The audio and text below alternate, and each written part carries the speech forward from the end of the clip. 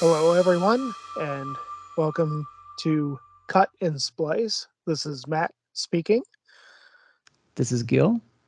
And this is Jason. and we've got the Oscars coming up. So, Yay! this has been kind of a big year for movies. I personally think that we've had a relatively good year for movies, possibly because the unspecified virus of unknown origins pushed a few of them back a year. Kung Uh, flu. Oh wow, we're going there. uh, but yeah, we've kind of got a stacked year when it comes to movies, and I think we all thought that it would be a good idea to give a brief overview of what we thought about the movies that are looking for statues this Sunday. Yeah. Um, I don't know. Kick us off. What do you think? Uh, I'm frustrated uh, by what got nominated and what didn't. So what those were? I think before saying anything, I should just mention that I think Matt was mentioning that he had stuff he still wanted to see. I'm sure we all had stuff that we didn't get to, but I feel grossly unprepared this year. There's so many movies I still haven't seen yet. We only have, as of this recording, we have what 4 days, 5 days, something like that. Yeah, no, it's that would be a good start. It's kind of talking about what we've seen and haven't seen. I've kind of made it my mission in recent years. I don't know for what reason, but I basically do my best to watch all the Best Picture nominees because I feel like that's the best bet to cover a lot of the categories. Totally agree. Um, That's what I try to do as well. but at the same time, I don't want to be dogmatic about it because let's face it, the top movies are not always the top movies. And I did veer off from the list. Like I watched some of the other movies that I just thought would be interesting and did end up being nominated for other things or not. So I watched more than just the 10. But yeah, it's not easy. It's you have to be highly motivated to do that. How many of the 10 did you watch? Did you get all of them? All 10, yeah. No, Oh, we good. we just Good for finished you. watching King Richard like a couple of days ago, I think, and Nice. yeah, that was the last one. the funny thing is, I'm exactly the opposite. I think the movies that I missed were all the ones that went straight to streaming. Everything that got a theatrical release within driving distance of where I live, I saw. Anything that went straight to streaming, that was something that I just kind of checked out of because I don't take it seriously. Hmm. Well, Uh, I I, think all of them I were. Hmm? Coda never was Coda released is near my yeah, because it's an area. Apple. It's an Apple movie. I'm not Right. sure if it was released on. I'm sure it was. I think it's supposed to be released on some theaters to be nominated. Uh, But yeah, but never near me. Drive My Car was never released near me. Everything else I saw. Wait, I didn't see Don't Look Up, but that just looked like a complete dumpster fire. So, um, Wow. it kind of was in a good way and a bad way. But okay. Uh, it was supposed to be yeah. a dumpster fire in a way. Um, but yeah, I mean, I don't think it's a reason not to see the movies if they're streaming, unless of course Coda. I get it if you don't have Apple TV and they don't have the option to say rent it Yeah. for like $4, then yeah, I understand not making the effort. Yeah, we just we got the trial for a week for Apple TV, and we just watched Coda and Tragedy of Macbeth, and Is that the only place you can see that for that one? I think so. I'm not sure. There's sometimes they should give the option of just renting the movie on iTunes, even if it's an Apple movie. You gotta give us like an alternative. You can't just force us to subscribe. I mean, Hmm. even if you subscribe for a month, it's probably worth seeing two movies for the price of $5.99, whatever it is. But I just feel like it's kind of silly. They should really give an alternative for people that want to just a la I'm hoping carte. it's on the Red Box or something like that because that's one of the two movies I want to see the most. Which one? between now and Sunday. I want to see the Macbeth one and Belfast, and to a slightly lesser extent the King Richard one. Belfast is up for rent on like Prime, I think. So Yeah, I'm not yeah. worried about finding Belfast. I'm worried about finding the Macbeth movie. Yeah. Oh, Macbeth. Yeah, I think it's just Apple TV, so it's worth checking if there's an alternative streaming or what's going on there. But that one's only cinematography, I think, and acting, right? Well, Like as far as you guys Yeah. talked about it the other day, and I just really want to see it. oh, it's No, worth I mean, seeing. Yeah. yeah, it's a synergasm, and it's well acted. It's beautifully shot by Bruno Debonel. I still wouldn't pick it for best cinematography. It's probably my second choice, but yeah, it's really well done. Okay. Which would be your first? West Side Story, easily, hands down, That's no it's a doubt. good looking movie, and obviously the camera work is incredible. But you know what? That's a good thing to bring up, subject of conversation, because there's always that. I think the lighting is better in Tragedy of Macbeth, but the camera work is better in West Side Story. And I guess rightfully so. The Academy tends to reward lighting more than camera work because camera work is a director's job, mostly, depending on the director. And lighting is almost always, unless it's David Fincher, almost exclusively like a cinematographer's job. That's why Pan's Labyrinth beat out Children of Men and, other. Yeah. Cinematography is one of the only categories where I actually have seen most of them. I've seen 3 out of the 5. I think I'll be able to squeeze West Side Story in before Sunday, and I don't know. Like as I just said, I'm not so sure about Tragedy of Macbeth, but I did see the other 3. So I don't know. Out of those 3, I don't know. I'd probably give it to Dune, but Dune I was mean, good looking. Yeah. yeah, I mean, I've seen all 5, and look, I mean, this is one of those cases where I can tell you what I think should win and what I think will win, and it's going to be entirely different. Yeah, it's Uh, always that way with the Oscars. yeah, I mean, absolutely. like West Side Story 100% should win. Dune and Tragedy of Macbeth, if they win, I won't throw a hissy fit about it.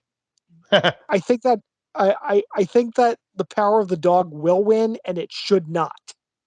Yeah. So you'll be I think down. that is the lowest tier of these nominees. Uh, you don't get to win the Oscar for best cinematography when 70% of your job was split between God and the VFX department. And Is that's that what what The happened Power of there? the Dog was. Yeah. All of the gorgeous shots in that movie were either provided by, gorgeous landscape shots of New Zealand, which looks nothing the fuck like Montana, by the Wow. way.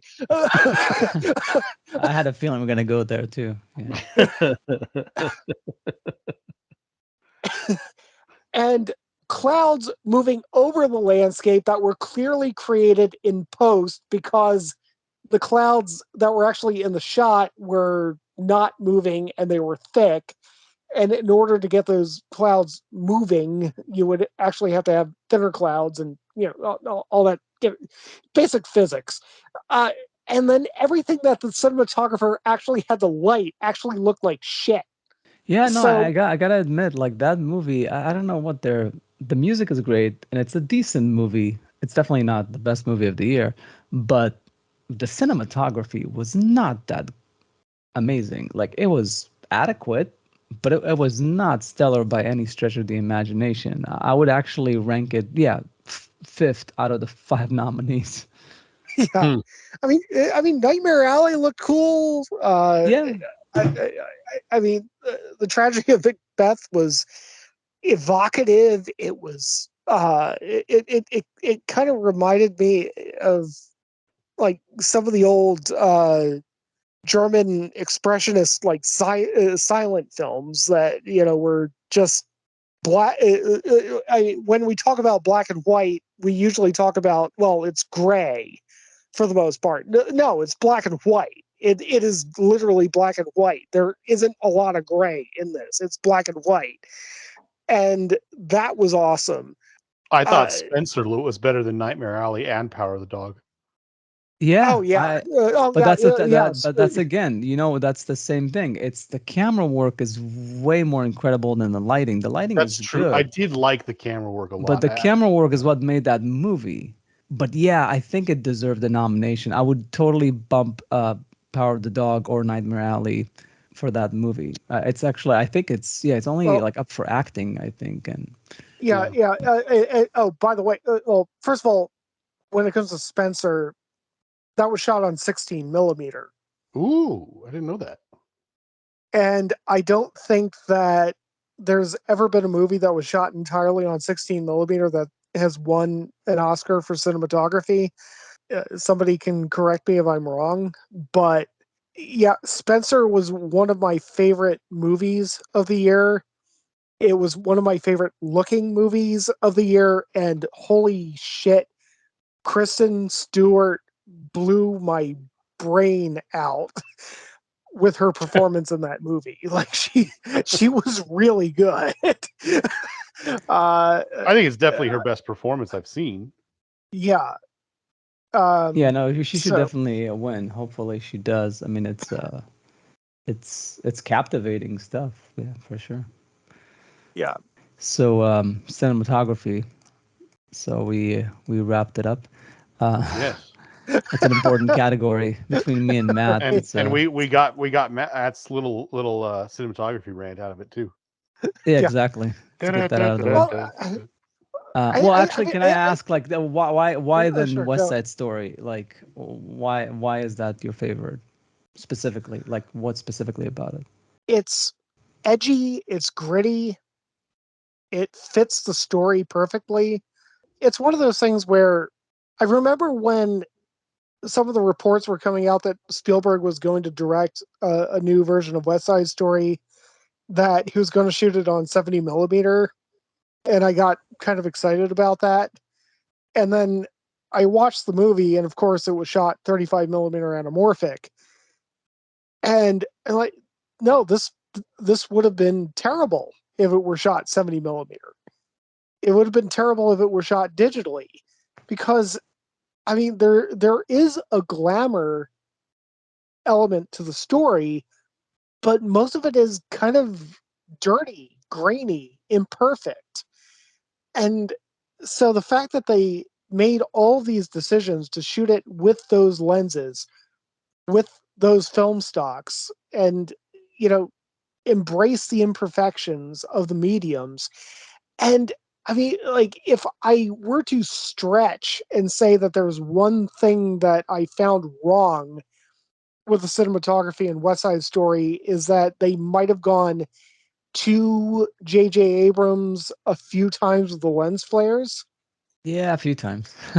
Yeah, a few times. But it's all driving toward what the movie is actually about, in terms of like the core of what these characters' lives are. I think that Janusz Kaminski knocked this out of the park, and I think that he should win his third Oscar for it. I don't know. I mean, my Again, 2 cents about it. Oh, go ahead. no, go for it. No, I was just gonna say, to me, it just felt overlit. Like I like the saturation. I like the color scheme. I like that that it was colorful but gritty. Like it was very thought through, the look, and the camera work is fantastic. I mean, because it's Spielberg, but it was overlit. There's like double shadows at times, and everything is backlit while we're like outside, but the sun is like overhead. you know, it's like, we're outside, but they have like three different light sources on their faces. I get it, like that was the style they were going for, but I would have turned it like down a notch, just a notch, to just make it not as hyper, surreal as Yeah. far as the look of it. But it's kind of funny because Tragedy of Macbeth, you could look at that movie and say like, oh, that's overlit, like over dramatized. But no, that actually is very like it's specific. One light source, like one effect, one shadow. Like it's not like let's just spray lights all over the lens, the frame, the Yeah. faces. Like it's just a bit too chaotic. But it's I get that that's a chaotic movie, so maybe that's what they're going for. Yeah, I mean that's actually kind of interesting because there are scenes in Tragedy of Macbeth where they're, I mean the lighting doesn't make any damn sense, but I mean like if you actually think about it, it just looks cool and It's you not, go but with it's it. not chaotic. It's very, yeah, Right? Yeah, organized. Yeah. it's very deliberate. Yeah, you've got one light and you're just going with that one light, and you know that yeah that's something that the Tragedy of Macbeth has over West Side Story. And I'm not saying that it's Yeah, like for the right movie you can do whatever you want. Like it shouldn't all be the same. It's just that right. it rubbed me the wrong way, like because it felt overlit. Like I liked some of the flaring, some of the shafts of light coming through windows and stuff. Those things were cool.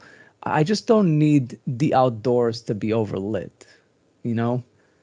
It's even Sergio Leone movies were like so overly lit in the outdoors, and this felt worse than that. you know, so that's why it's like if they went Sergio Leone over the top, then we got a problem. They went too far. So Uh, yeah, but but it's again, it's a preference. I didn't say it was a bad looking movie, but I definitely think the best part of the cinematography was the camera work, which is all Spielberg. Yeah. yeah, I mean, obviously, Kaminsky needs to make his lighting work within that, which is extremely difficult. So I give him all the credit for that. it's kind of funny because you just jumped in and took the words right out of my mouth. Yeah. Uh, No, I'm so acknowledging that yeah, everything. Yes. yeah, yeah. I- again, as far as I'm concerned, if West Side Story, The Tragedy of Macbeth, or Dune win, I'm Or happy cinematography. for cinematography. Yes, I prefer West Side Story. I love Greg Fraser. I mean, Greg Fraser is like one of the great innovators of cinematography in our day and age. You know, he just shot the Batman. Well, he didn't just shoot the Batman. The Batman just got released. And I mean, he's making digital cinematography actually look good in a way that I never would have thought to make digital cinematography look good. And I wouldn't mind seeing him win for that either. But yeah, I just don't give it to the power of the dog. And also don't give Benedict Cumberbatch Best Actor for The Power of the Dog. Actually, this is a segue. Another thing about having lived in Montana for a year, Benedict Cumberbatch does a good like generic American accent, but he only does the same American accent every time he plays an American, and he sounds nothing like a Montanan. In fact, nobody in the movie sounds like a Montanan. Benedict Cumberbatch, I mean, obviously, I've got my shrill, heavenly Woody Allen voice, so I can't really do the Benedict Cumberbatch impression. You know, like, you know, hey, everybody, let's get naked and take a swim down by the creek. He didn't say that in the movie. Well, He might have said it in his head. The character may have. I know, I know we didn't say that in the movie, but I mean, Montanans That's in the sound more spoof like that Matt's gonna do of Power of the Dog. No, Hey, that's everybody. it's in the deleted scene that we don't know about yet. Yeah. Hey, everybody. I was like, should be like, Towel should come there. It's like, yeah, does anybody need a towel? but No, I can see that. does anyone want to get his dick sucked by a towel? But no. But Montanans sound That's funny. more. Montanans sound more like hey, y'all want to take a dip down by the creek? Yeah. Yeah, I'm And sure she I- could. I- They could have gone a bit more hardcore on the accents and stuff. right, Yeah. like nobody did that in the movie. Nobody made any effort to make it authentic. Mm. Yeah. I mean, nobody wore a fucking gun in the Yeah. movie. This Well, is you know, it 1920 was like Montana. yeah, it was like early like 1900s, right? It wasn't like 1800s or anything. No, it was 1922 Montana. Yeah, so that wasn't like the wild wild west. It was just like a cowboy time, like but not Yeah, more yeah, but modern. I'm come on, Like everybody. ranchers. Yeah. People wore guns back then.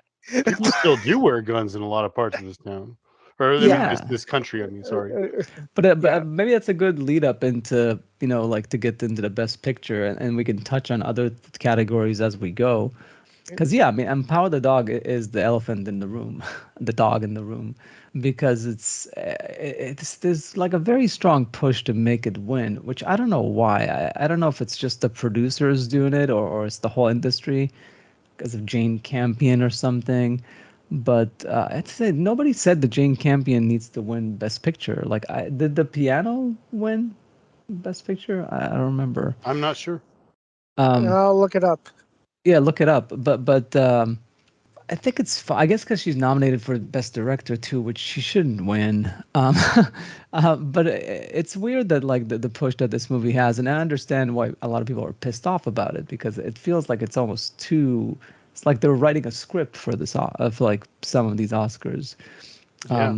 Like where I guess Matt, have you seen most of the nominees? Like the Best Picture? I've seen most of them. Yeah, I haven't seen all of them, but most of them. It would be She interesting. won. Yeah. She won best director and best writing for the piano. But not An Best Picture. Oscar? Yes. Oh wow. Well, it didn't win Best Picture. Not according to IMDb. Oh. No, the Let me look it up. jeez. Why does What's it called? The IMDb? piano? The Yeah, the piano. piano. Why does It was better IMDb? than The Power of the Dog. 1993? I think it was. Oh, It geez, seems like a no, long it time was the ago. year. It was the year that Schindler's List came out, so of Oh, course it Oh, didn't win. oh, I see. Okay. In any So case, yeah, if that's what it is, yeah. But in any case, she won director, right? she Did won she? director and writer.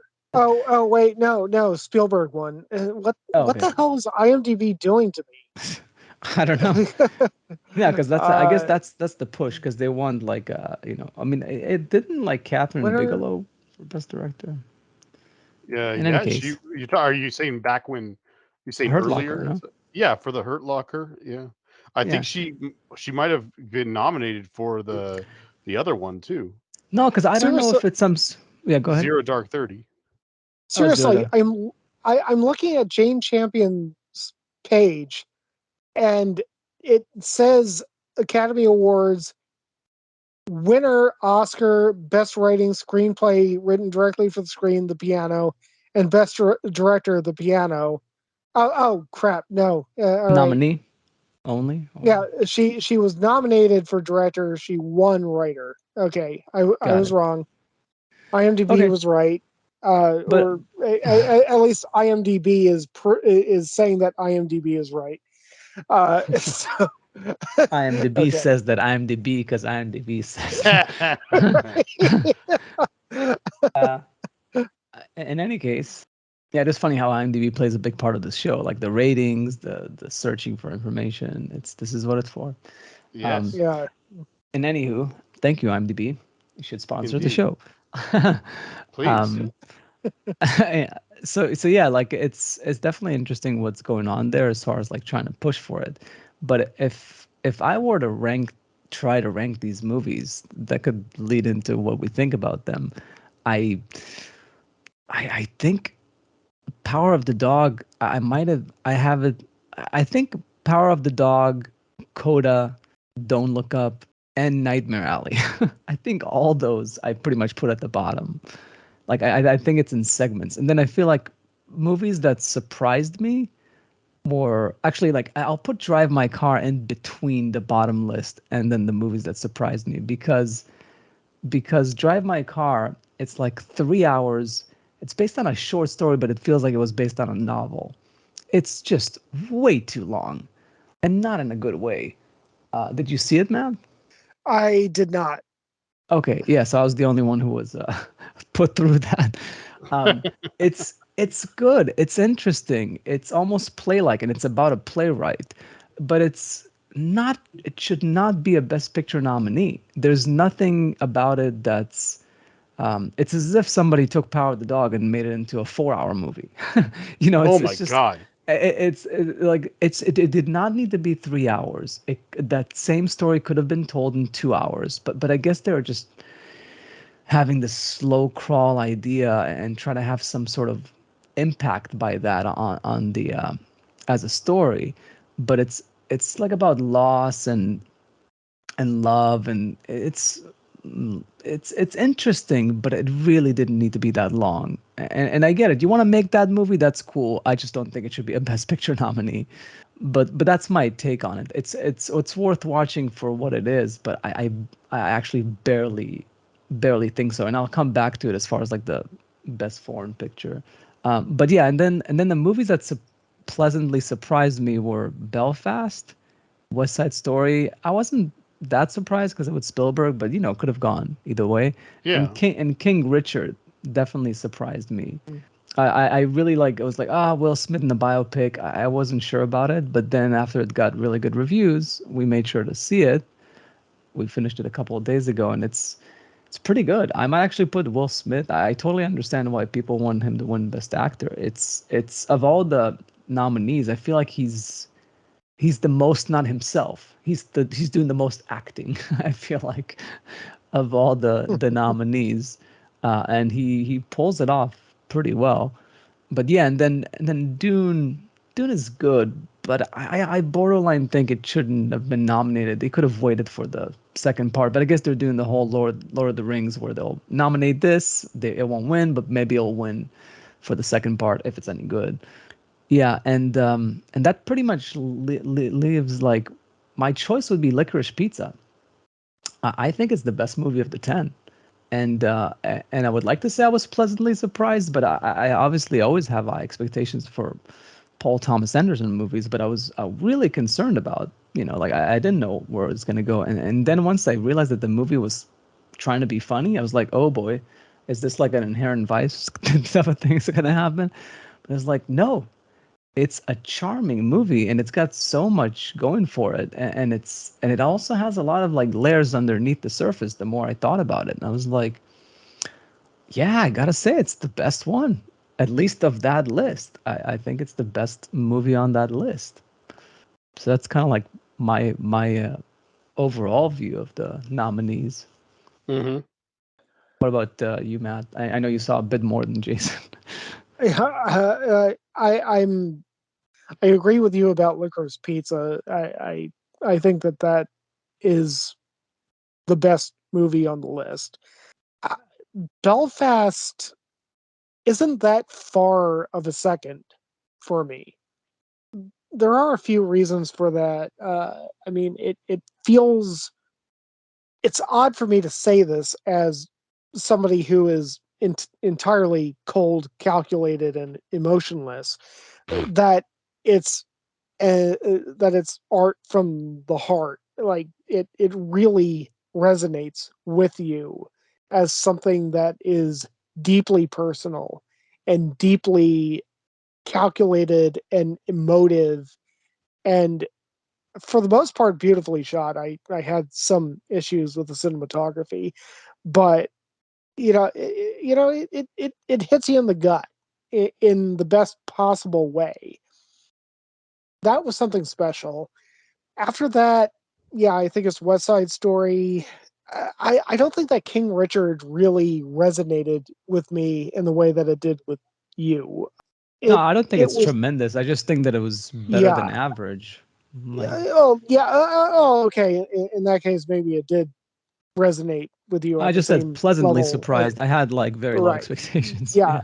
Yeah. Yeah. I mean, obviously Dune was gorgeous, but it has the Empire Strikes Back problem of not having an ending. That's the least of its problems. Yeah. Well, It's a bit more. It feels like actually more like the first Lord of the Ring movie was like we still have much to walk Yeah. to, so like that leaves it like right. that. I'm glad you're with me, Sam. Cut to the credits. Like, what the fuck did I just watch for 3 hours? Yeah, the first one is problematic, but they fixed it in the second one. Yeah, but I agree with you that that Licorice Pizza is my pick for Best Picture. I'll quickly say about Belfast. Yeah, I do. What I appreciate about it is that it's Kenneth Branagh doing a movie differently. Like, because I've seen other of his movies, like the Thor, and I didn't see the whodunit ones that he's been doing lately, but I'm sure those look nothing Oh, like Belfast. Like just the fact that he, geez. yeah, yeah, just the fact that he like went and did like a almost like an art house movie, black and white, and it's got like some great angles and camera movement. Some of it is a bit he's trying too much, but some of it really works. Like the compositions and stuff is like, wow, this is like different. Like, and it's not what he does. Like to just like kind of bring it from like out of nowhere and say like, yeah, I'm gonna make like a small intimate movie and it's gonna look nothing like any of my other projects. Not everybody can pull that off, you know. Yeah, no, Belfast was when, as far as I'm concerned, Belfast was the movie that solidified Kenneth Branagh as a real director. I mean, I've loved a lot of his films in the past. Obviously, I'm a huge fan of his full text 4 hour, 20-minute Hamlet. I love Henry V. I love all of his Shakespeare adaptations. Not a huge fan of Sleuth.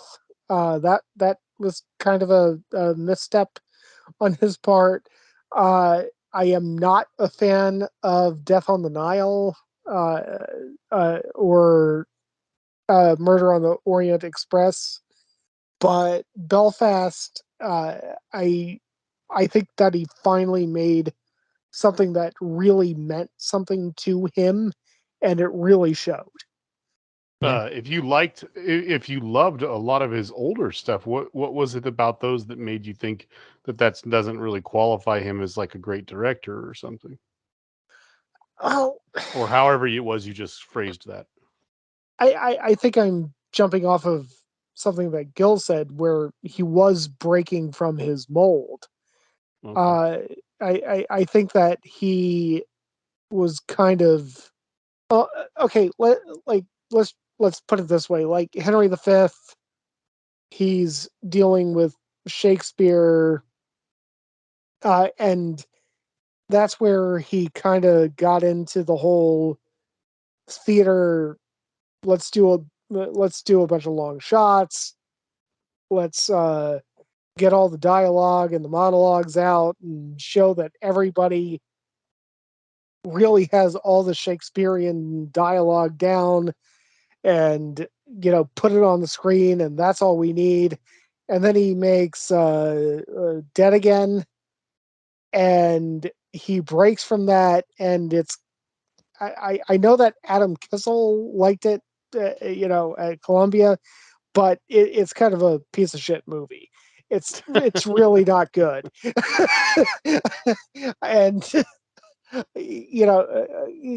then he comes back and he makes few projects later he makes Hamlet, mega budget movie, shoots it on 70 millimeter, looks great. There are a few production problems that we can bring up in a later episode if people want to hear about it. But again, he goes back to that formula of long takes.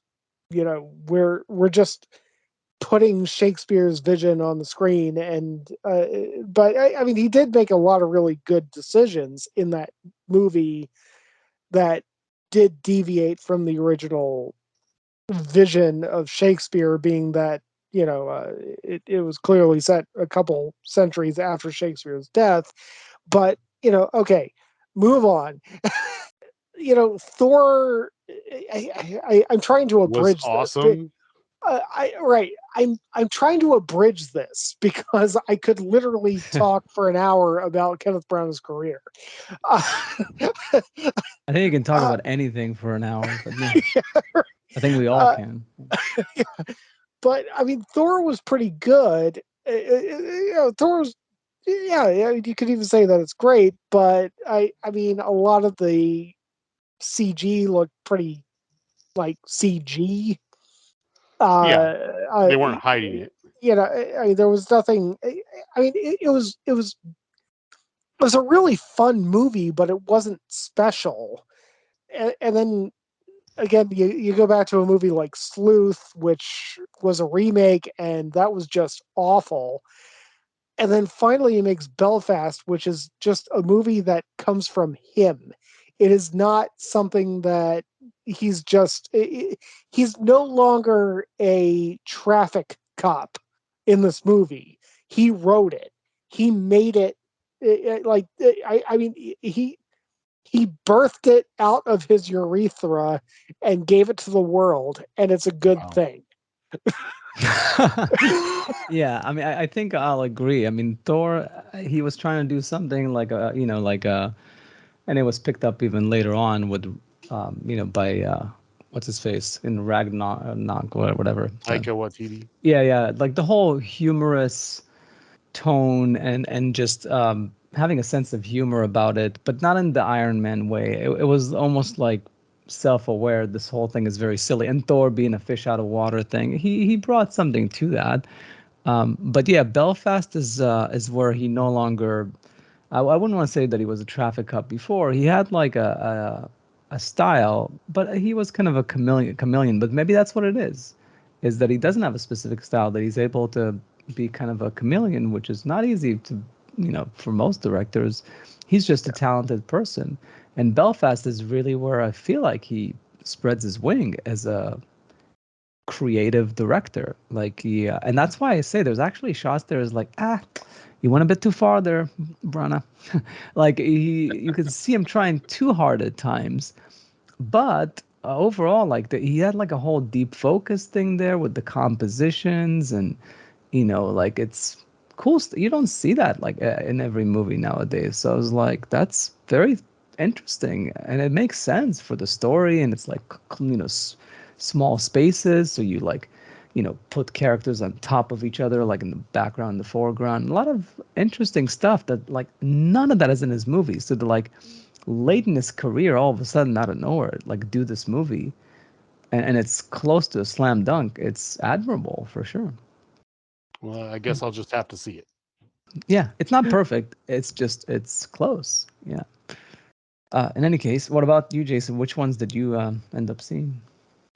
Out of the Best Picture nominees, I should say, the only ones that I've seen so far were Don't Look Up, Dune, Nightmare Alley, and Power of the Dog.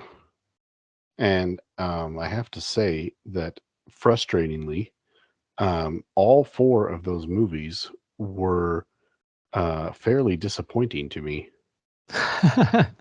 Um, It's I unfortunate I picks.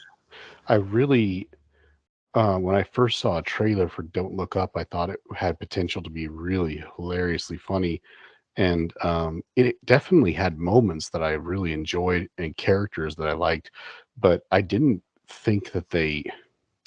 I don't know. It's a weird one. I didn't like it that much. It's not that I hated it or anything. It's just I can't understand how it's like a Best Picture nominee if that's not that good enough to be that. Dune. Well, I think it's more of a political statement that than anything Well, else. sure, I Yeah, guess. and And it's I not a mean, terrible movie. and I'm. Oh no, no, no, no! It's not a terrible movie. It's just it reminded me a little bit of watching. What was that one with Matt Damon?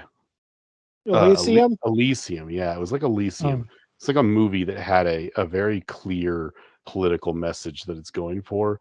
And the whole time I was, well, not with Elysium, it was different because it was like the last 5 seconds of the movie that ruined it entirely.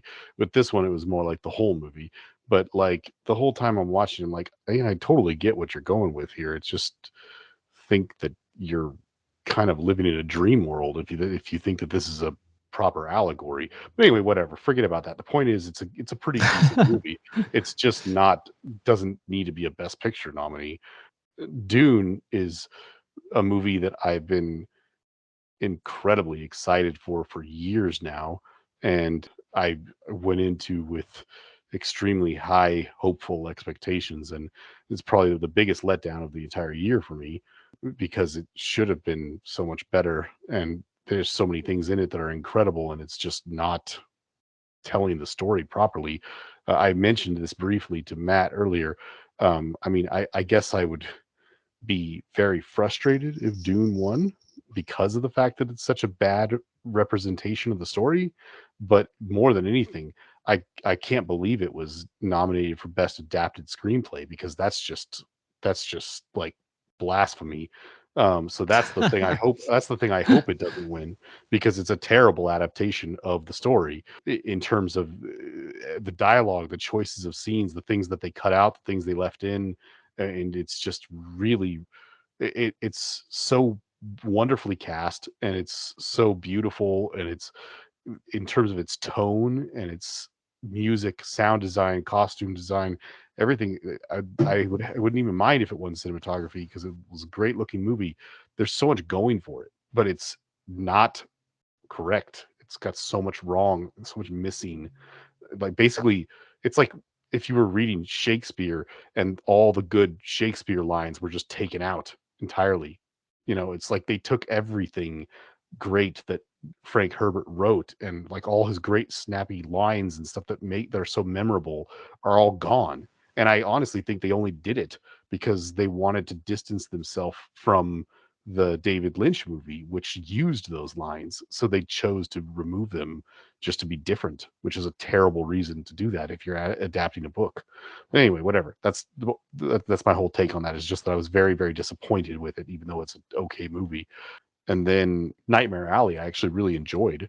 I liked the movie a lot. I just when I saw the trailer and read, that Guillermo del Toro directed it, I was like really psyched because I thought, oh, this might be like another like Shape of Water, and I love Shape of Water so much, and it was not Shape of Water. So that was a little frustrating. It was a very good movie. It just I had really high expectations for it too, and it wasn't as good as I'd hoped, but it's still good. And then Power of the Dog was just I'm let's just say this, Gil, I'm glad that you also chimed in with your two bits about it because I thought I was just going to be talking bad things about it, but I, it's not that I. Well, what about Matt? I think he trashed. Well, no. That's what I'm saying. I knew Matt was going to say some stuff. I'm just saying. I hope that I'm glad that that yeah, whatever. Anyway, I'm glad that he I joined liked in. it more than the two of you, but I think I you did, yeah. definitely Well, I put it in the bottom, like the top bottom right. four or Well, something. my whole thing is that there's always going to be movies that get nominated that you don't think should get nominated. There's sometimes going to be movies that win, that you didn't think should have won. And there's movies sometimes that you think, that should have been nominated, and you get upset because something else got nominated that you think didn't even deserve to get nominated. So there's always going to be that kind of disappointment with the Oscars, no matter what, especially when you have 10 nominations. And I'm not even saying that that's one of any of those things. The Power of the Dog, for me, even though I thought there were some definitely redeeming qualities to it and some good things in it, whatever, I actually think it was a pretty poorly made movie. Now, I've never seen her other movies. I would. Everyone keeps talking about The Piano, and I really want to see that. I'm Mhm. sure she's a good filmmaker, but I don't think this was a very well made movie, and I don't really feel like now is the time to go into it. But I mean, there's just stuff that doesn't make sense. Like all four of the main characters have motivations that just don't make any sense.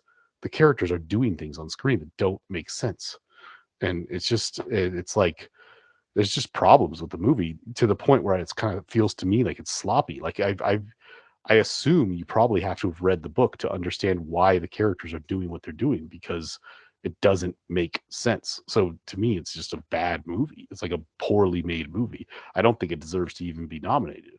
So that's my problem with that one. But and it's just long and there's no joy in it at all. Yeah. those are the 4 I saw. So far, I'm just very disappointed with the Best Picture nominations because the best one I've seen so far was Nightmare Alley. So, or I guess Dune. Those two were just I had high expectations for both, and they both let me down pretty badly. So Yeah, I mean, I'll give a quick breakdown.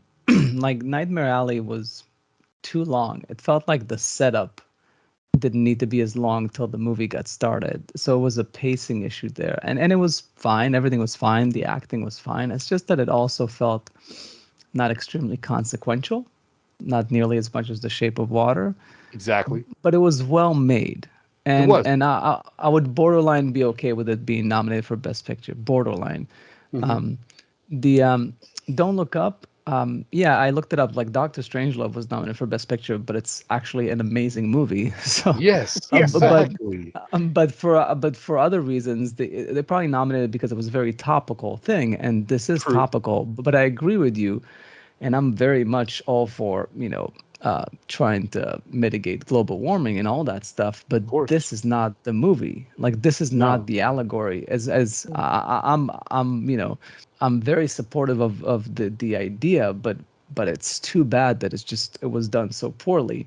And then the movie itself, it had good intentions as far as what the tone that they were trying to hit Yeah. and to be funny at times, but then also depressing. It just doesn't work. Like it needed to go more Doctor Strangelove. It needed to be absurd and be absurd all the way and not take itself. It took itself a bit too seriously at times. Yeah.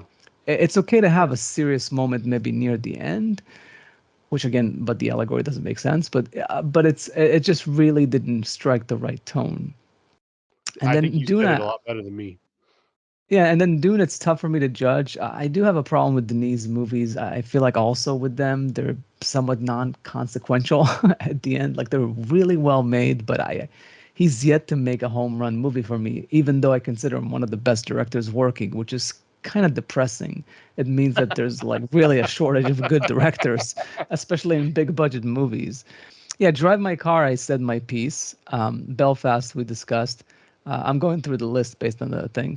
Yeah. Licorice Pizza, the man is the bomb. Like, like Paul Thomas Yeah. Anderson is a master, and I think he's proved it, and they should fucking give him the Oscar already because he's never won Best Picture. And it's actually amazing if he would win it for something that's like a dramedy, that's actually like a humorous movie and not a There Will Be Blood type of movie, because he really deserves it. Especially because I think he was cheated out for There Will Be Blood. I know No Country is an amazing movie, but I think There Will Be Blood should have won that year.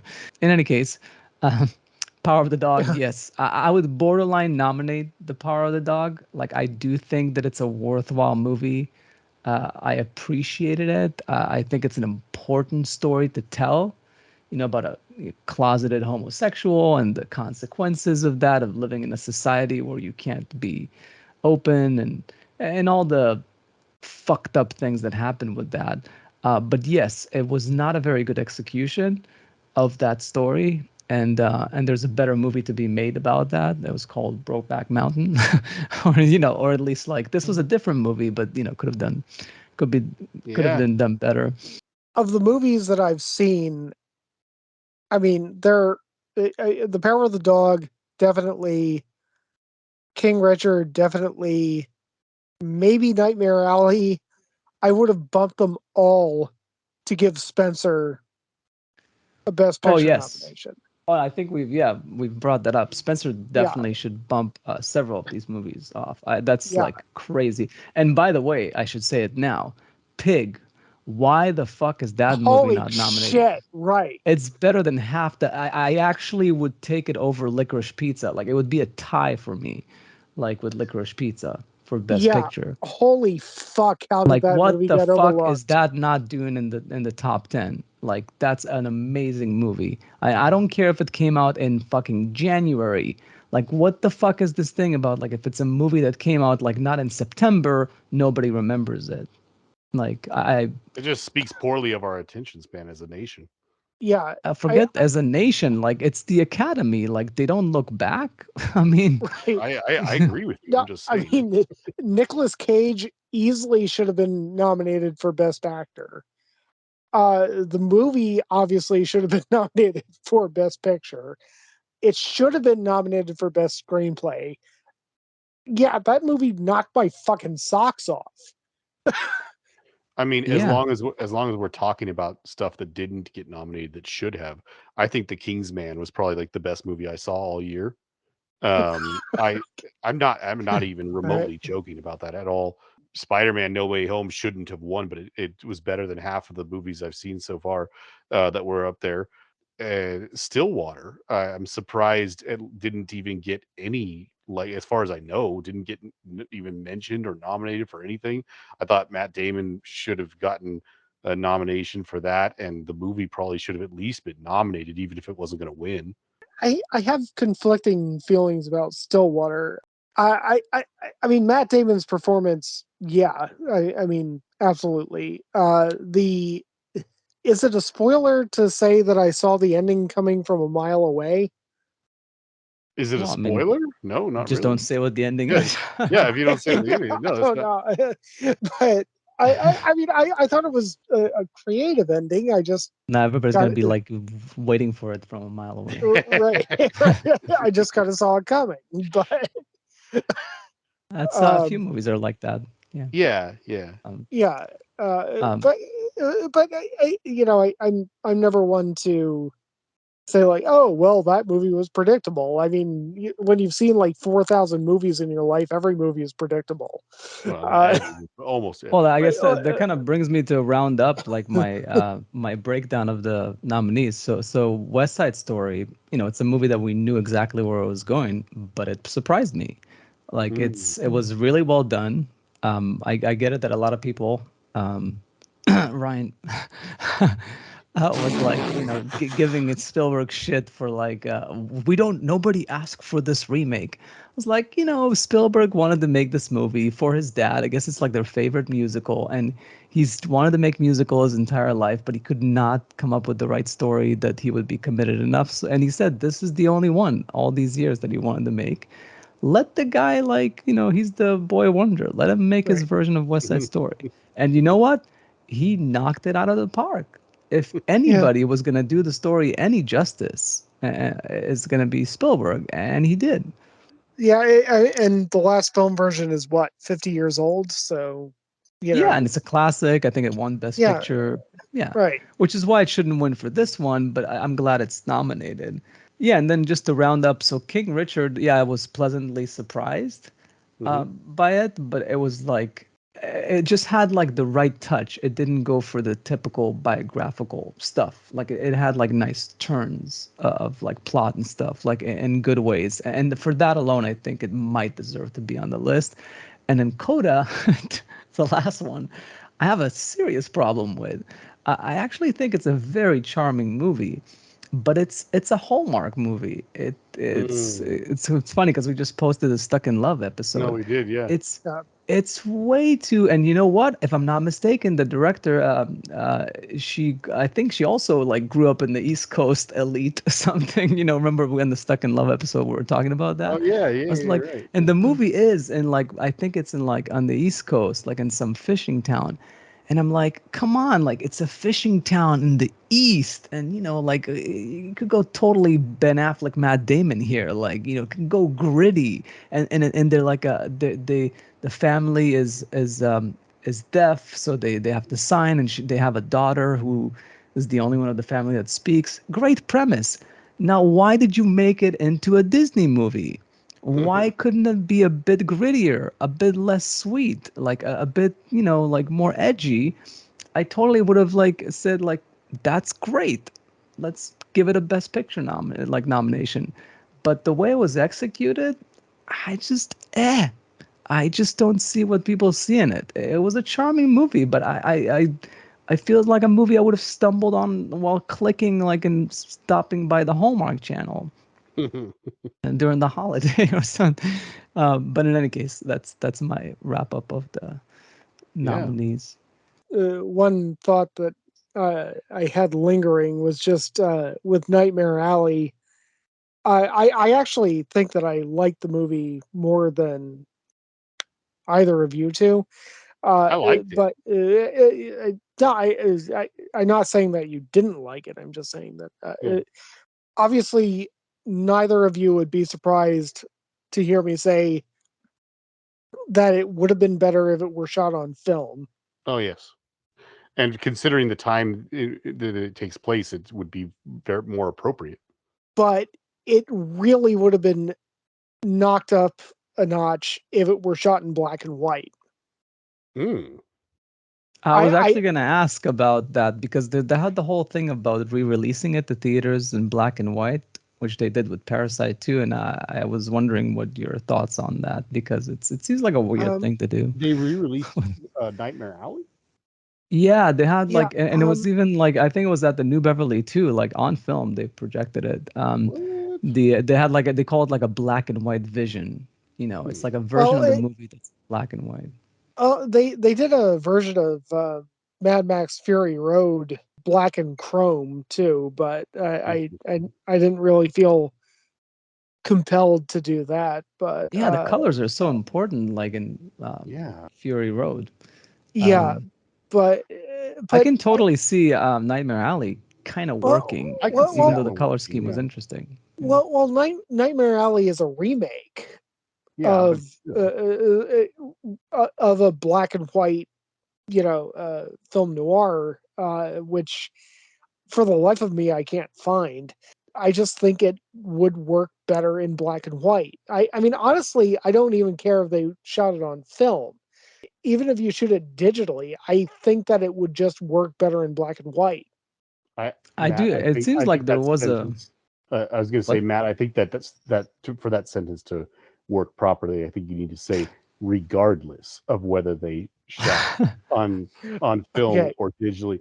I don't think that it's proper for you to. I think it's a lie, basically, for an unintentional lie for you to just blatantly say that you don't care if the movie was shot. Okay, because you clearly care. Yes, that's fair. Regardless, I think it would be better in black and white.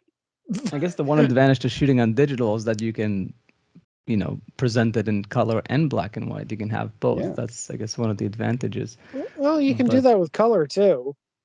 That's true. It's a bit more of a process with film, I guess, but it is possible. The Man Wasn't There was shot in color, I think, and was made black and white on film. Yeah, that's correct.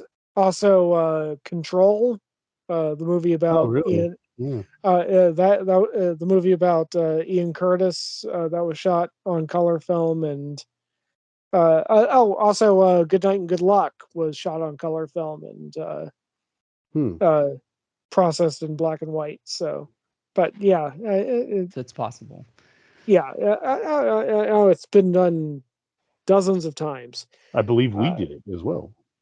Yeah, Madeline was shot on color film and processed in black and white. Yes. I didn't want to segue too far from what we were talking about, but I just felt like, considering we're talking about Nightmare Alley, I think it's worth mentioning that two of the movies I've seen for Best Picture both had small supporting roles by the great Ron Perlman, and I can honestly say that he was my favorite thing in both movies. Oh, he's often he's very memorable. Yeah. He was outstanding in his tiny little scene couple scenes that he was in. Don't Look Up. There was some moment where he was launched into space and the douche. He's like the American hero or whatever that they're just throwing away and whatever. And he says on a public television or something like that, he says like, want to thank all the people, and he says like, and the Indians, both kinds. And he's like, and just like out of nowhere, he just goes, huh? Or he says something like, the ones that own quickie marts and the ones that own casinos or something like that. And then out of nowhere, he just goes, hey, why don't you guys team up? That'd be cool. It was like the best line in the movie. There's definitely some laughs in that movie for sure. Yeah. One thing I should say before I forget is so the as far as like the best international feature or like foreign film. Oh yeah. Just to add insult to injury, for Drive My Car.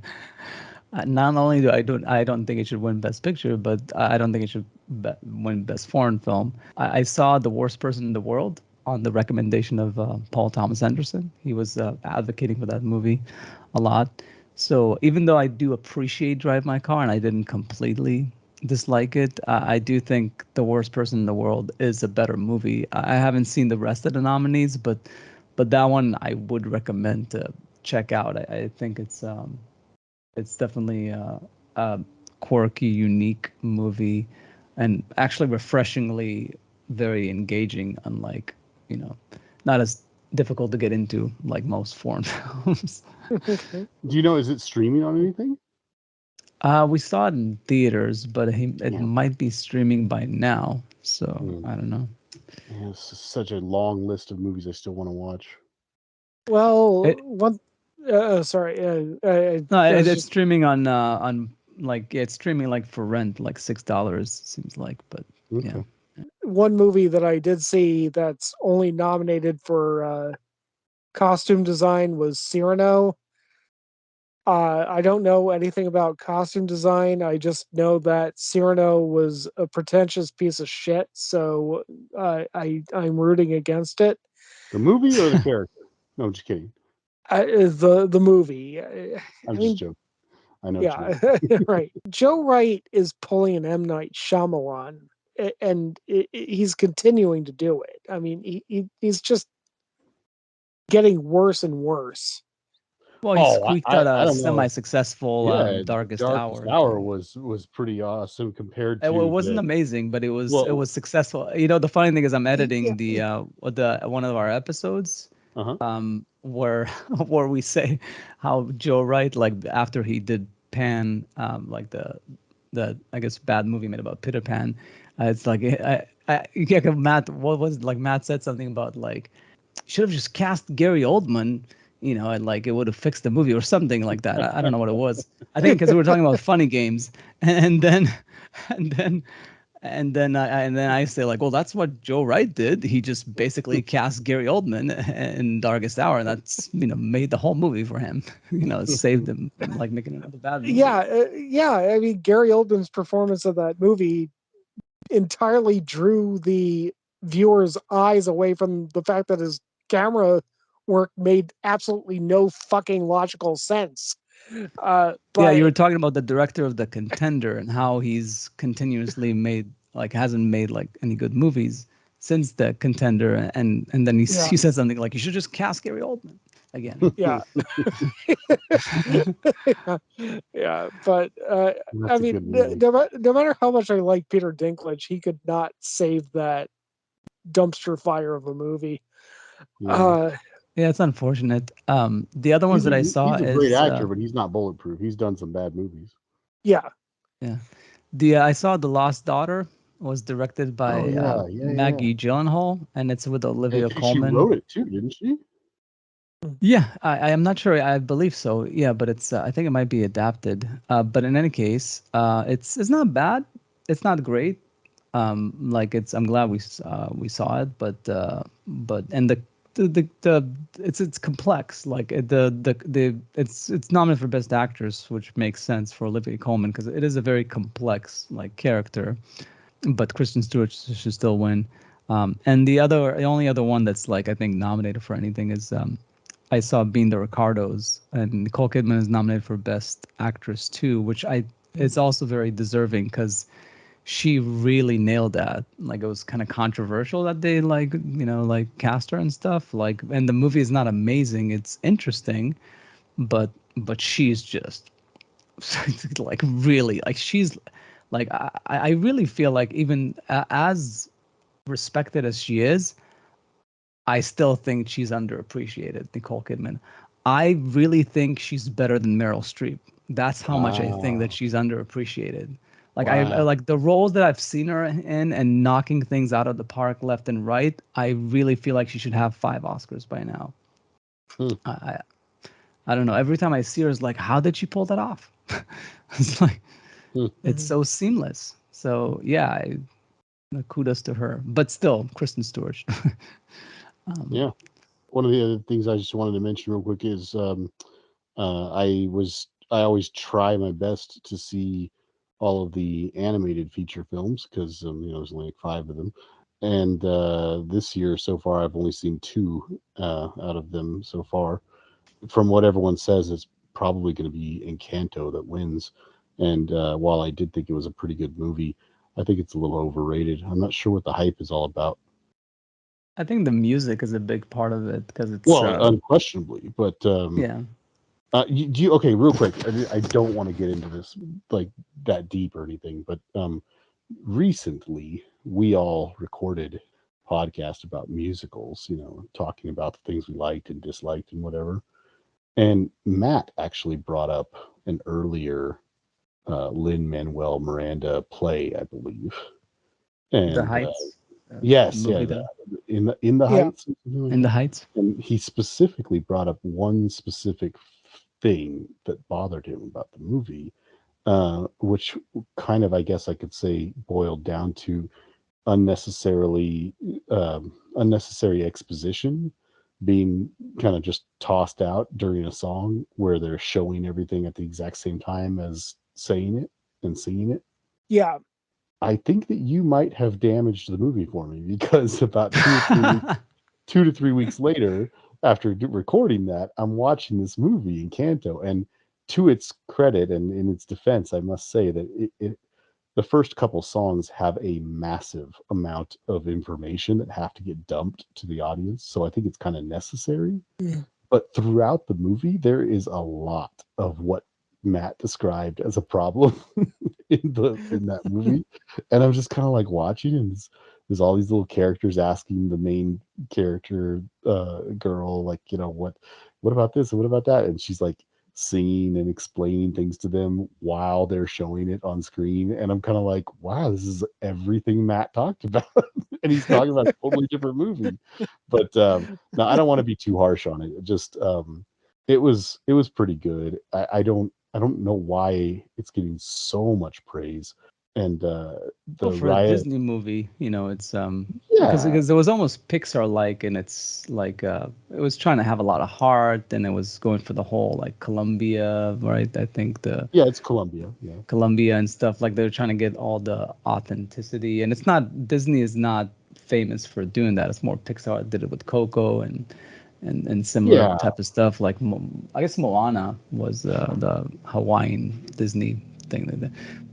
But yeah, it was really trying to be very true to the culture and all that. So and people appreciate that nowadays. I guess that's true that people really do tend to appreciate that stuff. They leaned real heavy onto the culture stuff a lot. So and I mean in a good way too. And I'll Uh, forgive it for the songs because like at least it's a children's movie, so you do want to say and show as opposed to like In the Heights where Matt's correct. You probably don't need to say and well, show. let's just say that I agree with you what you're saying about that, but let's just say that there have been plenty of movies that came before it that did a better job. I would say, that don't necessarily have that issue.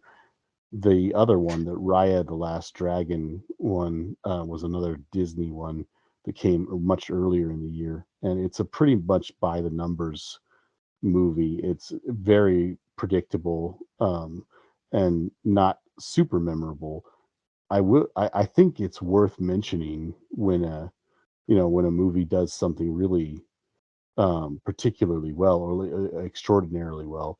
But if there's one thing I can say about that movie, even though it wasn't super memorable or even like amazing or anything, it has the best fight sequences I've ever seen in an animated movie. Mm. And I think I'm pretty sure that has to do with the fact that they I think they got stunt people to like coordinate it in live action and then filmed them just like on mats and stuff like that, like in a gym somewhere, like pretending to do the sword fights and stuff, and then use that videos to show the animators what they wanted them to do or something like that.